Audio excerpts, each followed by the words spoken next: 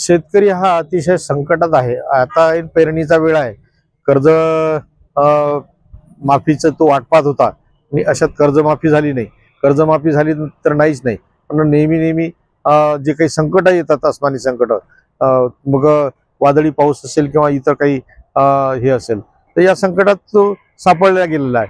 त्याचं कर्ज पहिल्यांदा फेडलं गेलं नाही, नंतर आता कर्ज पुन्हा भेटत नाही, अशा परिस्थितीत तो सापडलेला आहे। सरकारनं कर्ज माफीची घोषणा केली होती, परंतु कर्जमाफी केली नाही।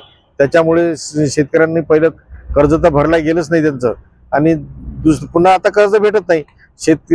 पेरणीची वेळ आली, पेरणीसाठी पैसा किंवा अजून आपल्या मुलाबाळाच्या शिक्षणासाठी जो पैसा लावायचा असते तो पैसा आता त्याच्याजवळ नाही, म्हणून ह्या फार मोठ्या संकटात तो सापडलेला आहे।